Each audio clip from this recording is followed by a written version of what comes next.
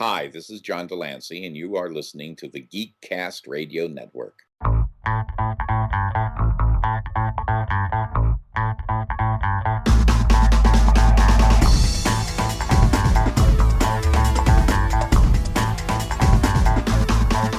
Hello and welcome to episode 235 of the Cinema Geeks. I'm one of your Cinema Geeks Optimus Solo, and joining me as usual is Dan. Hello. Hey, how's it going? It's going well, and we are back for a new beginning of another series. We kind of teased it a little bit at the end of the last episode, but just in case people weren't tuned in to our most anticipated films of 2026, Dan, why don't you fill them in on what we are about to do for our next little journey here on the Cinema Geeks? We are going back to the Old West. We've been thinking about doing a Western retrospective forever now. I think for both of us, there are a lot of Westerns out there that we have yet to see. And we're going to go ahead and get that started. And we'll talk about searchers today. We're kind of getting the rest of the schedule put together, but I think we're going to try to hit some of all the different types of westerns that have existed throughout. Some of the big ones, some of the ones that maybe we've always wanted to watch, because I think it's been a big blind spot for us in a lot of different ways. So I thought it'd be a good time to kind of do that. Last year we did the Hitchcock retrospective and Cary Grant, but we thought we'd go to like a genre this time around and see how it goes from there. Yeah, directors, actors, genre. We'll have to come up with something completely different for the next one. I don't know what it's going to be, but Yeah. yeah, it's definitely it's a blind spot for me a lot. And like, if you look at lists of like, it always feels weird to say the best westerns because I always think of the hotel chain or whatever. Yeah. But when you think about the best westerns out there, I have so many blind spots, which is the reason I say it's weird is because I grew up loving westerns, like the western genre, just not necessarily the movies. I'm sure my family, my parents didn't necessarily let me watch a bunch of shoot 'em up like westerns, but we definitely watched a lot of western TV shows. Like I remember the Young Riders being a big thing that we watched back in the day. Some Dr. Quinn medicine, like there was, and I've been exposed to some Western films, and I've always enjoyed them. So it's just weird that it's always been kind of a thing that I haven't gone into the past to like check out all of the films that existed before I was exposed to this. You've seen a few here and there, but what do you think is one of the main, like? Can you pinpoint why you haven't kind of done a deep dive into the genre as a whole? Honestly, because like I always think that they're always really long. And I was Yeah, like, do I really have 3.5 hours to spare? And I feel like too, I do like reading westerns. I love western comics, but and similarly, I've grow up like watching. We watched like Lone Ranger and Roy hmm Rogers and stuff like that. Uh, but I don't necessarily know. I think it's kind of the length of them too, and it's just one of those things where it's like, um, you know, I don't know if like John Wayne has never been. I always had this idea of like um, thinking that they're going to be boring and uninteresting. I don't know. Maybe that's kind of hindered my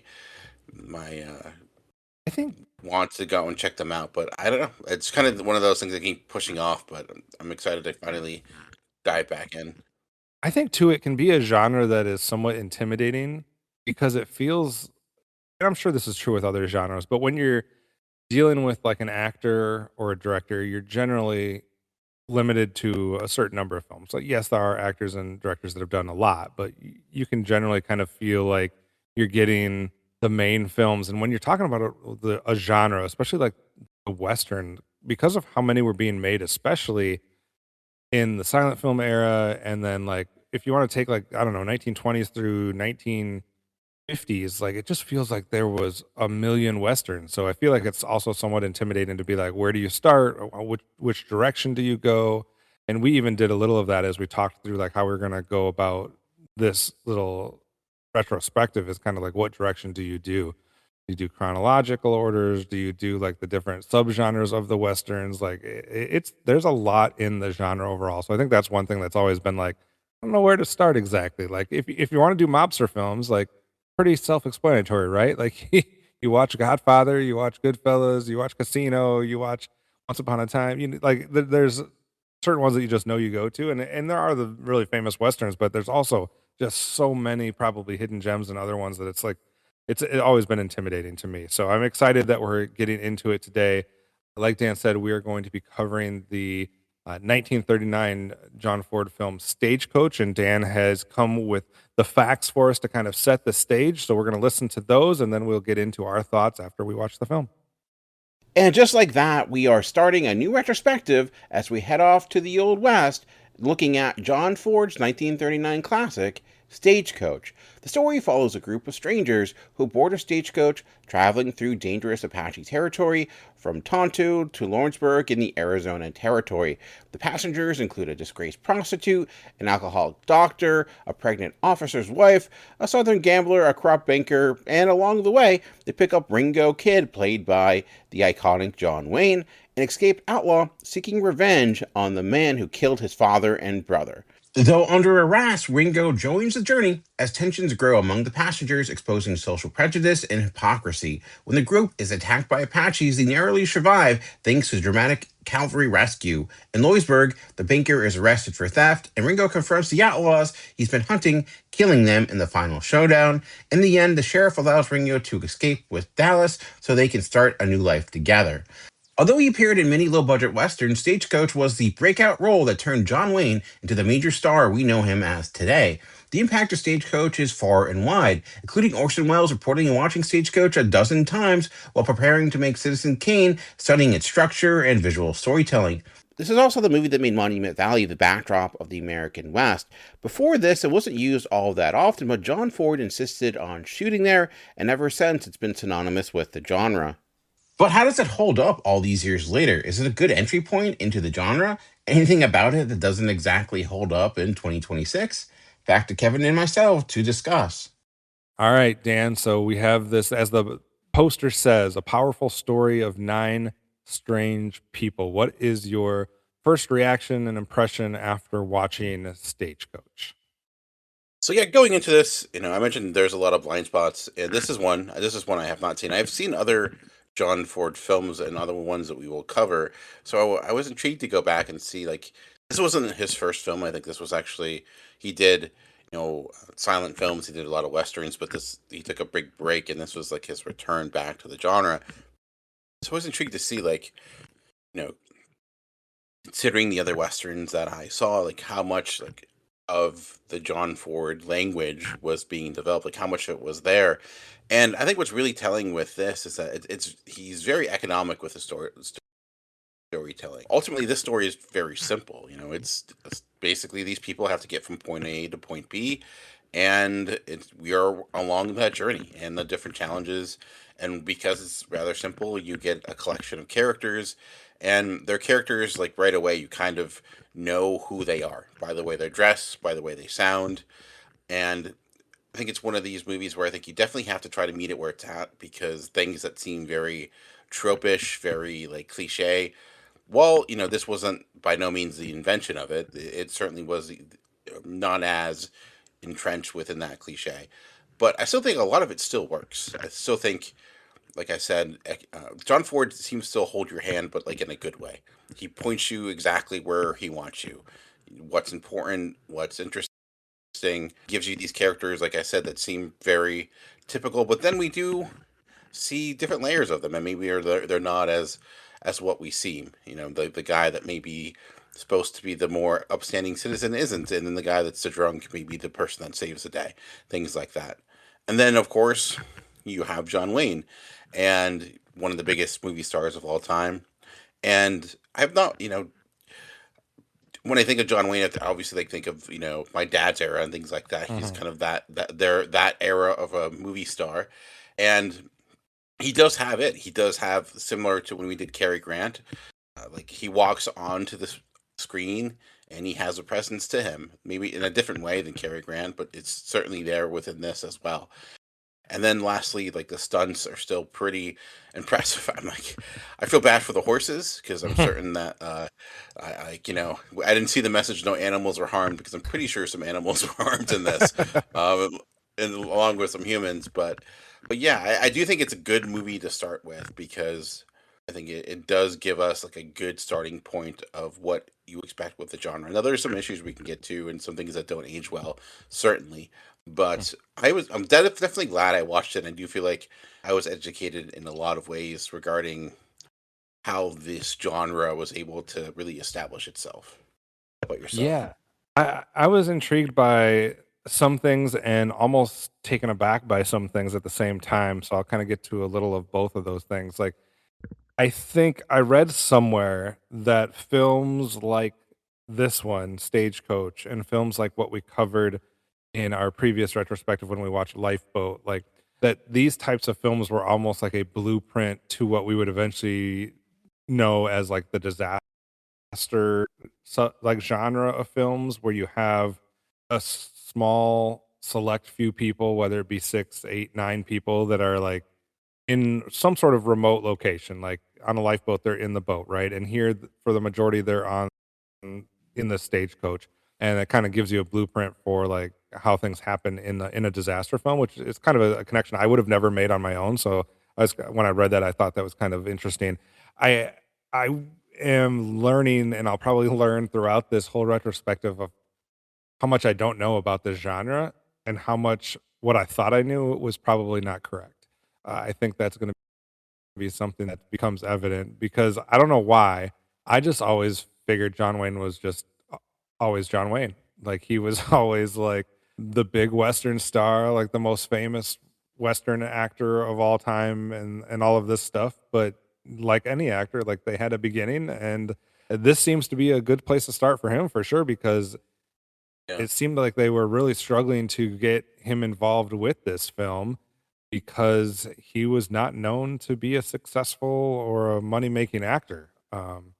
He had some failures and kind of like we talked about it a little bit when we were talking about the Hitchcock series with um, Katharine Hepburn, like somehow getting like this stereotype or this connotation that they're not going to be good for your movie was something that I would have never put or thought was a thing for John Wayne. So that was kind of interesting. And also, some of the research I did for this talks about how this film was one of the first sound westerns that had any amount of success and that it had kind of been a lost genre since the silent films. I didn't know that was a thing necessarily. Finding all of those things interesting. And I do think it works as far as like you're talking about. You have these 9, but I don't know if strange is the right word, right? Like it's 9 people that you, like you said, you can very easily identify from even a tiny bit of what you know about westerns where they all fit in, right? Like you have the guy that drinks too much. Like we all know that's a thing in westerns, right? Like you have the prostitute angle. You have like all of these different people that you already know exist within the genre, and it's interesting how they chose to pair them together and how they do this. It also reminds me a little bit of the Tarantino film too, which I'm completely blanking at the moment. The Hateful Eight. It's a similar thing, right? Like he put a bunch of people together in kind of a ride, and then obviously it goes further than that. But so I did appreciate the limited setting and kind of how we get a character piece almost on all of these 9 folks and get to see like not only the stereotype that they represent, but also like you said, how they subvert that in different ways. So I thought that was what was good and going what this film had going for it. And we can talk about maybe some things that didn't later. One thing that I was originally thrown off by, and I don't know if this is part of what we will see with Western films as we progress, depending on what time period they're from. What I expected when we started the Hitchcock series and the Cary Grant series, when we were looking at films from like this era, when I was surprised in those other retrospectives how well those films like they didn't look old to me. Like they looked like polished almost in a way and not as quote unquote old as I expected. When I watched this one, I could have sworn that this had to be filmed like decades before those. Like I don't know if it's hard to do the western as, compared to like what we saw with some of those other films, but you wouldn't have been able to tell me that His Girl Friday and the Philadelphia Story and Rebecca and some of those other films were taking place in the exact same year or within a year of Stagecoach. Like Stagecoach feels like more old timey to me. I don't know exactly, but that was something that I immediately like noticed, and I don't know where that's coming from exactly, but it was definitely something that was like at the forefront when the film started. It didn't bother me at all. It didn't take away Mm. from the film, but I definitely felt like this filmed before all of these. Like I've been watching so many Cary Grant films, and it took me like what felt like 17 years to get out of his 1940s state. And like then seeing this, and I was like, this what was this from 1890? Like was this from 1910? Like when was this? Oh, it was 1939. Okay, like maybe it's because it's more out in the open and you have to do these action sequences and things like that. But it definitely felt more classic and more old feel than Yeah. I felt with those other ones. What about you? I mean, it's interesting. I didn't get. I guess it felt. I didn't. It didn't seem that way to me, or if it did, it felt like it was more so a product of the place at a earlier time. I That thought could it be, yeah. actually. I don't. Um, where did where did you watch it? I was just curious. Like, did you watch it? I watched it streaming on. I can't remember where it was. Okay, I was just curious because I watched it through the Criterion channel, so like it looked really Ah, good. Like, so I don't okay, know if like because I know it's on could like have been that. Tubi and stuff like that. So I don't know if like Tubi tends to put up their ass doesn't look great, but I don't know. It Um, might have been Tubi too. And but what you're saying too makes sense. Like they are depicting an earlier time, so maybe some of it is almost intentional. But I thought and some of it might be because there was less ability for them to do it on like a set. yeah, and it Not, is more. Yeah, I mean, some stuff is done on clearly on a sound stage or on a set. I get some of this stuff is like when they're inside the buildings and things. A lot of this also had to be like I'm assuming on location in some respect. yeah. I think a lot of it. I mean, a lot of those long shots of like them like traversing the land and things like that. Right. I never got the sense that like it felt if anything like I was it did feel like it was taking place within the time of that Mhm. era, and if maybe in my mind it was helping the idea because it just the way the use of the Arizona landscape and stuff like Right. that it looked gorgeous. I think The that's why it didn't I bother forget. me. I just Yeah, felt like it just felt like it was filmed in a time before. But I it get it like what you're saying too. it's definitely in just pacing wise when it comes to like the dialogue and the story. It's when you compare it to like His Girl Friday, which is like so quick pace, so like Yeah. back and forth. This is certainly like it's like a country song, right? It's like Hmm. compared to like something that's more like of a jazz number or something like that. This is a bit you know of that era. Yeah, I don't disagree in that sense where it's a little bit more mundane in its execution as it moves just from one moment to the next until until the end until the conclusion. Right. So getting into the 9 folks that we're mostly dealing with, right? Like, I'll go ahead and list those off, and then we can kind of touch on those guys a little bit. So we have John Wayne as Ringo Kid, who's kind of like the fugitive who's potentially got a date with a duel coming at some point, is what they make it seem like. We have Claire Trevor as Dallas, who does get top billing. That was one of their ways to try to like convince them to allow John Wayne to be in this film, was to give her top billing because she was the bigger star.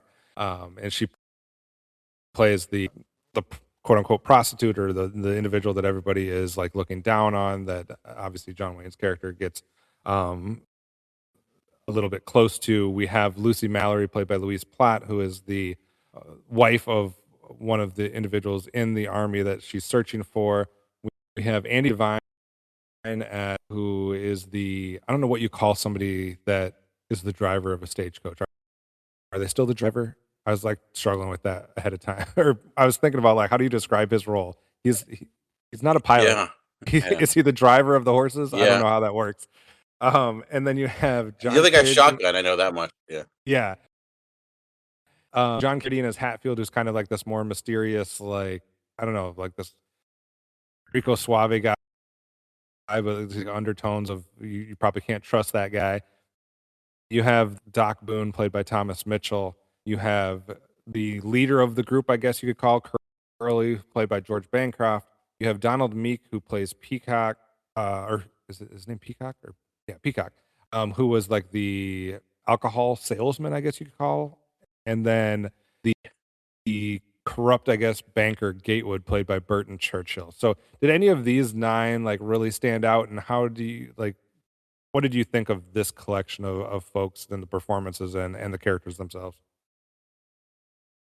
Well, because like his voice, just like it just brings back childhood memory. Like hearing him Yeah. like that, like oh wow, like So that's certainly like I know him. I couldn't tell you what he looked like, but I'm like I know that voice. So Right. and then John Carradine, he like his face similar. Like he has like he looks like his character. Like he's got like the perfect face.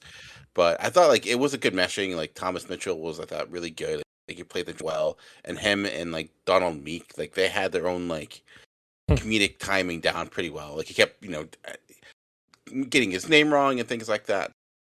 So I thought it was a really strong cast in the sense of like everyone really did fit there. It was casted well.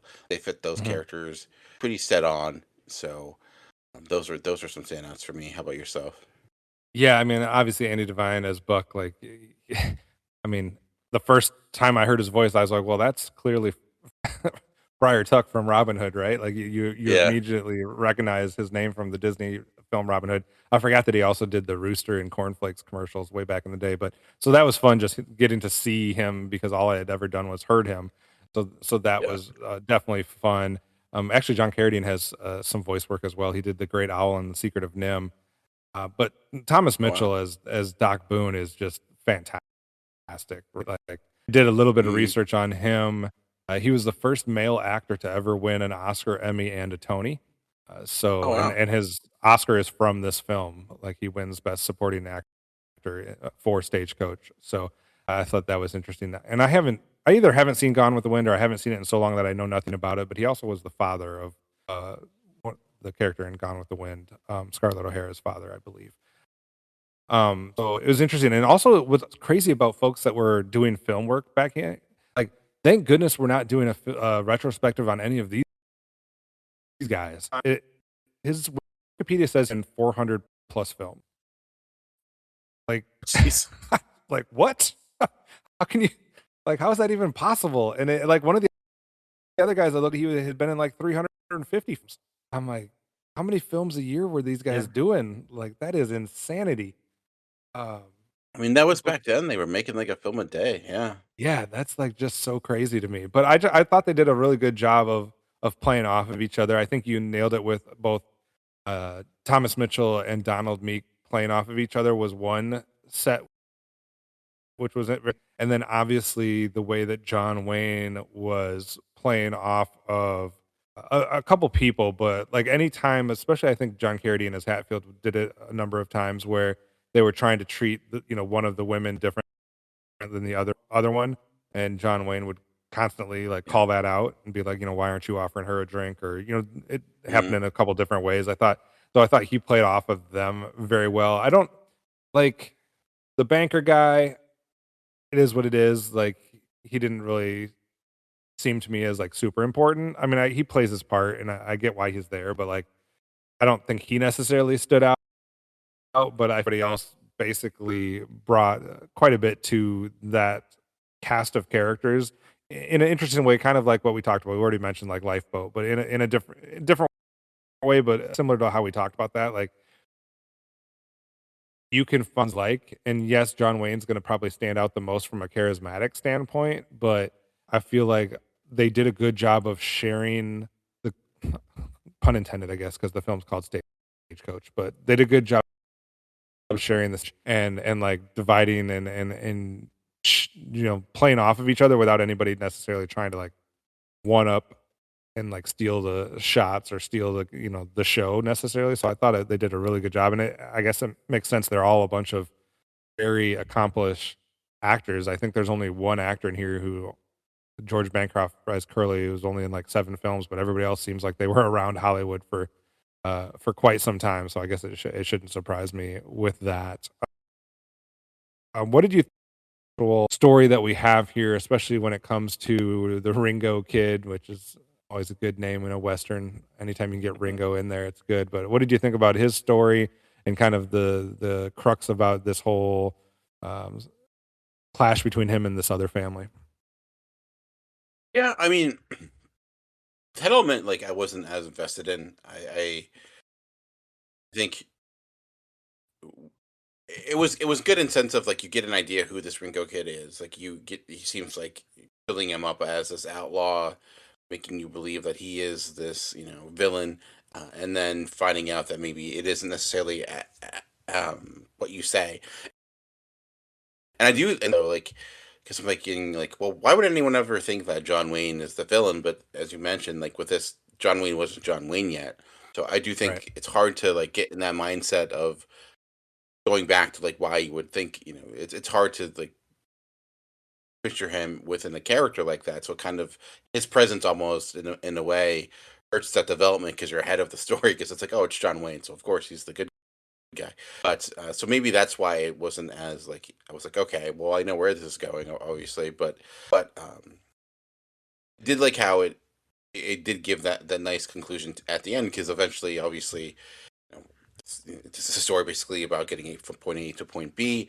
Then we see like that the final nail and seeing him kind of come to that conclusion. So, but I felt the strength of the film though was within the interaction of the other characters. I felt like that's where we learned more was not necessarily hearing about what happened previously, but just seeing how they interacted with one another and like decisions they made within the moment. I think gave us much more than like hearing about what happened in the past. I was also surprised as to how many people coach. Like, I didn't realize there was that much room. I, And, like once they got to like the fourth or the fifth person, I was like, where are they all sitting? John Wayne's just sitting it's on the like floor. so like with those the minivans where you like pop open the like the Right. the secret third compartment. I was yeah. Right. I was like I getting remember. visions of like the clown cars in a circus. I was like, where are all these guys going? Like I thought another interesting thing about this film was for the longest time I don't know if you're ever sure, quote unquote, whose film it is or who's the main storyline that you're following. Like Yeah. in the beginning it definitely feels like you're following Lucy Mallory, who is the wife to go find her husband. Like that's initially, at least I did. I was like, oh, that's what's driving this. And the one guy's joining because he thinks she's cute or whatever. And like it's going to be like, how does she interact with all these guys as she's going to this? And there's going to be some skirmishes with Native Americans and things like that. And how's this all going to work out? And then all of a sudden it's like, no, it's she's kind of put on the back burner. And then it's somebody else's film. And I felt like it switched like a couple different times of like, which I think is a credit to the film because it kind of keeps you on the edge of your seat in a way because you're trying to figure out for yourself like what's the main storyline and where should I be paying attention to? And to me, it helps the film. I don't know. What did you think? Yeah, that's a good point too. Yeah, I think it again, and I think it probably you would eat even better at the time because again, not knowing much of this cast, I think that was probably where your idea would go. I mean, it's called Stagecoach. You don't really have an idea like when it begins. You're in a sense, Geronimo is really the only name that really stands out. So Right. it gives you a lot to kind of wonder like where exactly this is going and then it keeps adding additional characters and like okay this character is just the comic relief character but then Mhm. I do think it does a good job of like never showing its hand too early and then allowing it to kind of develop throughout. Yeah, absolutely. So Dan, in the beginning that there was a couple things that maybe didn't age well or a couple issues that you had with the film. What were some of those things that were maybe drawbacks to Stagecoach? I mean it is pretty racist. I mean it's like it's like can't deny that, right? Like it's like all Right. the Indians are the evil people that are just bent on killing everybody. I and again that was obviously a trope of the westerns of the day Yeah, I feel where like we're they not gonna be able always to get wind away up from with that yeah. during this. No, no. th- So, yeah, I did think it was interesting. Like, I thought you get a couple, you get that great scene with when he finds out the one guy has his wife is actually an Indian, or Mhm. and I was wondering like where that would go. I thought there may be like maybe like you find out they're not, this is an opportunity to be like, actually, no, they're not actually these evil savages that they're made out to be, but doesn't necessarily go that direction. But yeah, so that element doesn't necessarily hold up the greatest. But like you said, it's probably going to be something we see a lot. But I think it's worth certainly pointing out. Yeah, for sure. But Anything that else was, I feel about like for you? the last. I did think the once the stagecoach ride ends and we do get that final showdown. I know that's what it was leading to. Like, I don't know. I felt like know that was important for the character, but like, I felt like in a way like I could have done without that. I feel like we had a good ending where when it finally came to that conclusion, I felt like it was there because it's a western, so we need a shootout like that. But Right. it didn't. What came before was so good, and like that like chase sequence done, so it was so I think well done that when you end on something that I feel like isn't nearly as thrilling, it feels like it doesn't hit as hard. So that was Right. my one like major one thing that didn't work for me compared to Quite what the came quite the before. dive by John Wayne too, and his little stunt there. Like I was impressed Yeah. by that. I was also confused because it seemed weird to me that they were like, "Oh, he tells the guys to bring Dallas, to this other place, and that they'll meet up later." And then they're like, "Well, do you just want to ride with him a little bit longer?" And then they're riding in this horse, and I'm like, "Does she have to walk back after this? Like, does she have to get off the horse and walk back, or are they just leaving together?" Like this, I'm not following one right now. Like, it's not like you just like walk to the edge of the pier and then somebody got in a boat and left. Like you're galloping on a horse. Like I don't know. Yeah. That threw me off a little bit. But yeah, it is definitely a very quick ending when it comes to like if it is really building up to this showdown. The whole showdown I think is 5 seconds and it's over. Not that any showdown is much longer than that. We'll probably have to keep track of that as we go Yeah. through. But it definitely seems like a not very important part of the film that is somewhat framed as if it should be, I guess. Yes, that was a little different for sure. I'm also interested to see how this evolves over the course of the films we watch. They had an interesting way of getting the horses to go in this film that was something I'm Yeah. not used to. Like there was some crazy yelling and hooting and hollering to get Yes. these horses Yes. to go and like throwing stuff at them and like all this other stuff. And maybe it's just because I've only been exposed to like more modern westerns, but I'm like, they never have to do that. And like so Yeah. a lot of films they just like kick their spur into the horse or whatever, or just say like, a quick command and they go. But these guys were like it was like they were trying to like get oil to come out from the ground the way they were hollering at these horses. So I Yeah. was thrown off by that for sure. I wanted like I was like, is that an ad lib? Or is he just doing that to be fun? Some of that like same like I'm like I don't some of those and he kept changing the names of the horses all the time. I'm like, is that Right. just a running joke? And then the throwing things, I'm like, that can't be. That's a little. That just seems mean. Like you have the whip, Right. and because most of them didn't even seem like they were hitting. I don't even know if that was even that effective. But I don't And know. It I read was somewhere too, interesting. like, because I read that obviously I don't know how much do you know about John Ford? Like it sounded like I mean, he's go ahead.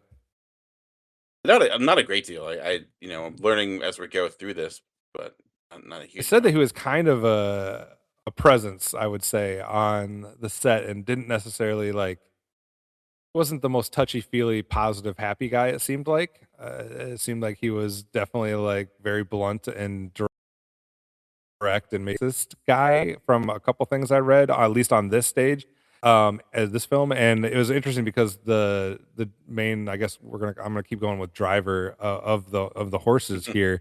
At one point, he basically calls him like a I don't know, I'm gonna use the wrong words, but like a fat oaf or something, and is like, "Why did I even cast it? Because nobody can drive like a six whatever the terminology is for these these horses. So I guess like they actually Yeah. needed somebody that could drive the horses though, and he knew how to. So maybe that's a real thing. I don't know.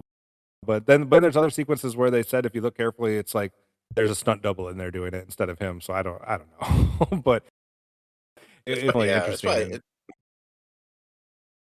It's probably a combination of all of them. I would assume. both. But Yeah. yeah. And then definitely, like you said, those stunts were for real. Like some of them scary and legit. I think he said like there was the one sequence where he that was under the stagecoach, Yeah. and the guy explaining like what he had to do to pull that off, and like I think the director afterward was like, "I'm glad that's over, and we're never doing that again." Like it was too dangerous. Like let's not try that again. That was stupid. But yeah, there was definitely some interesting things with that. This film got 7 Academy Award nominations, and it's also got 100% on Rotten Tomatoes.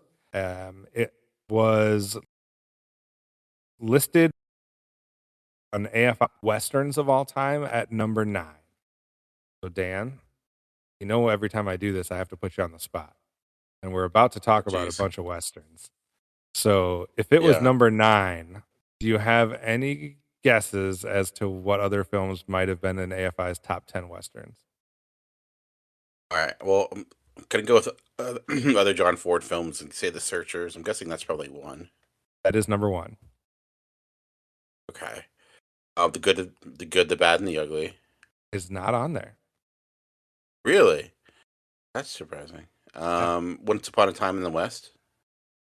Nope. Oh. Maybe. Oh, it's AFI, so maybe it doesn't count because it's not. I don't know. Like it's where it's made. The Man Who Shot Liberty Valance. No. No. Oh, Hard. jeez. I'm not. All right. Um. So Let me think. give you 2 more guesses Wild and I'll Bunch. reveal. Wild Wild Bunch is number Bunch. 6. Yeah, number Okay. And what's another Western? Let's go with Butch Cassidy and Sundance Kid. that's number 7. What's another? There's only one modern one that I would consider modern from 1992. Unforgiven. Unforgiven's number 4. Then why am I Wild Bunch Unforgiven?